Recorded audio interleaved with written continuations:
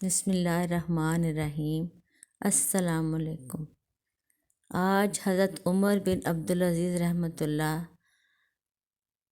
کی خلافت کے چند واقعات بیان کیے جا رہے ہیں۔ نمبر 1، حضرت عمر بن عبدالعزیز رحمۃ اللہ کی صاف گوئی۔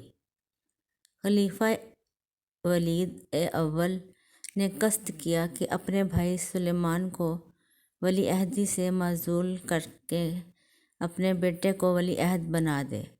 لوگوں نے طوعاً و کرہاً مان لیا، لیکن حضرت عمر بن عبدالعزیز نے، جو اس زمانے میں گورنر تھے، نہ مانا، کیونکہ سلیمان میں وہ خلافت کے آثار پاتے تھے اور اس کو جانشینی کا مستحق بھی جانتے تھے۔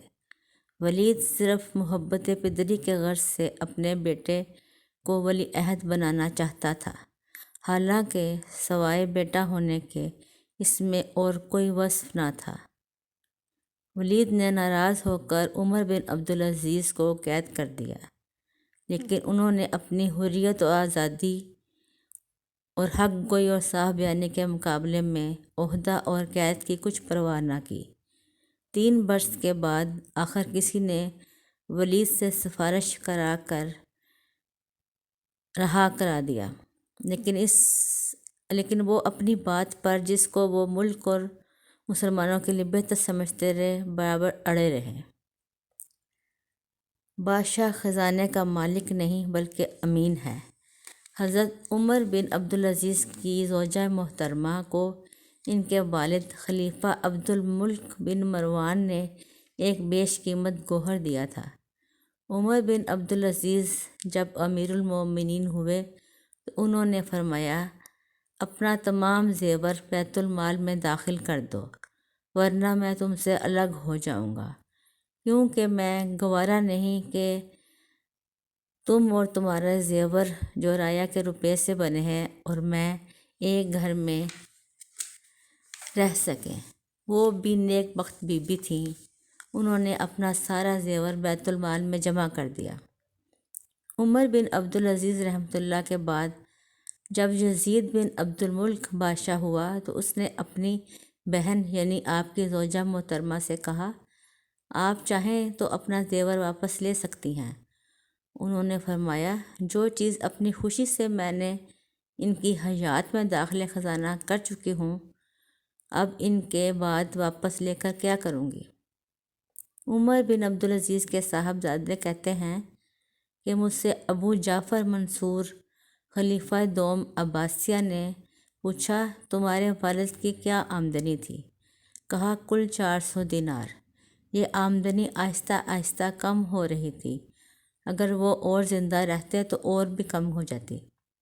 عمر بن مہاجر، جن کو آپ نے کوتوالے شہر مقرر کیا تھا، کہتے ہیں، آپ کی تنخواہ 2 درہم روزانہ مقرر تھی۔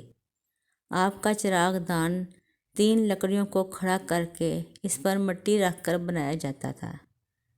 جب اراکین سلطنت آپ کے پاس رات کو جمع ہوتے تو معاملات سلطنت میں گفتگو کرتے تو آپ بیت المال کا چراغ جلائے رکھتے۔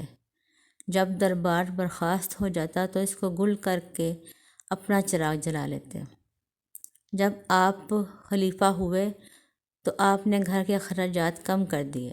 گھر سے شکایت ہوئی، آپ نے فرمایا، میری تنخواہ میں اس قدر وسعت نہیں ہے کہ تمہارا سابقہ خرچ جاری رکھوں، باقی رہا بیت المال، اس میں تمہارا بھی اتنا ہی حق ہے جتنا مسلمانوں کا۔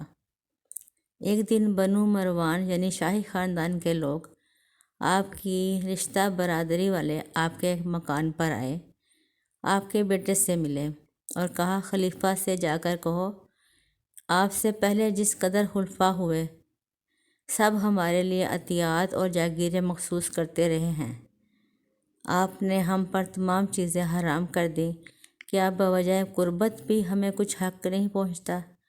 آپ نے جواب دیا، جاگیریں اس لیے بند ہیں اور عطیات اس لیے موقوف ہیں کہ بیت المال میں غریبوں اور امیروں سب کا روپیہ جمع ہے۔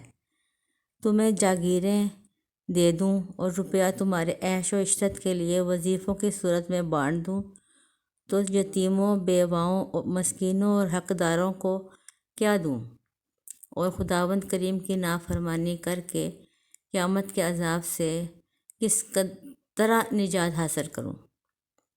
باقی رہا حق قرابت، تو میرے نزدیک اس معاملے میں تم اور ایک ادنا مسلمان، جس کو تم ادنا سمجھتے ہو، برابر ہیں۔ جریر بن خطفی نے ایک مرتبہ آپ کی شان میں قصیدہ پڑھا جس سے حسن طلب کی جھلک نظر آ رہی تھی۔ آپ نے اشعار سننے کے بعد فرمایا، مشکل یہ ہے کہ قرآن کریم کی روح سے تمہارا کوئی حق بیت المال پر ثابت نہیں ہوتا۔ جریر نے عرض کیا، امیر المومنین، میں بحیثیت مسافر حقدار ہوں۔ یہ سن کر آپ نے اپنی جیب سے اس کو 50 دینار عطا فرمائے۔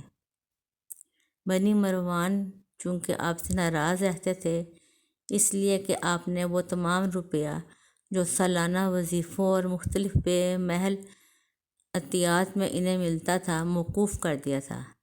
آپ ان سے کہتے تھے کہ بیت المال پر میرا کوئی حق، قبضہ اور دخل نہیں ہے، میں اس کا نگران، محافظ اور امین ہوں۔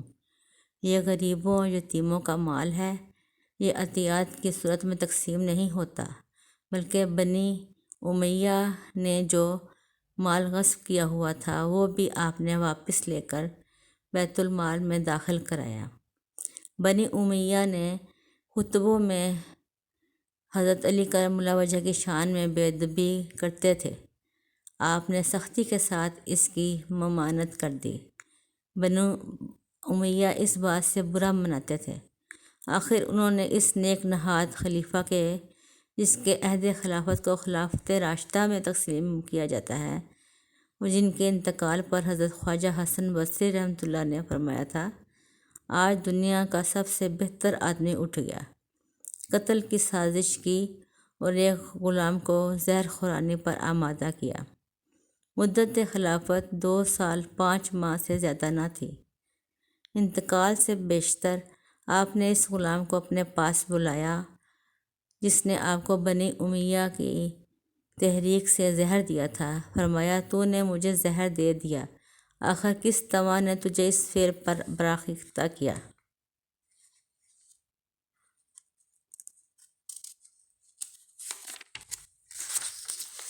اس نے کہا، آپ کے بھائی بندوں نے 1000 دینار دیا ہے اور آزاد کرنے کا وعدہ بھی کیا ہے۔ آپ نے فرمایا، 1000 دینار کہاں ہیں؟ کہا گھر میں ہیں۔ ارشاد ہوا، جلدی لاؤ۔ وہ غلام جب دینار لے کر آیا تو آپ نے اس تمام روپے کو بیت المال میں داخل کر دیا کہ یہ سب غریبوں کا چھینا ہوا روپیہ ہے، یہ غریبوں ہی کے خزانے میں جانا چاہیے۔ پھر غلام سے کہا، اب یہاں سے بھاگ جاؤ، اس طرح کہ کسی کو نظر نہ آ سکو۔ آج کتنے بادشاہ، رئیس اور امراء ہیں جن کو خداوند کریم نے حکومت اور استطاعت عطا کی ہے اور وہ اپنے مالوں کے صحیح مصرف کا جائزہ لیتے ہیں۔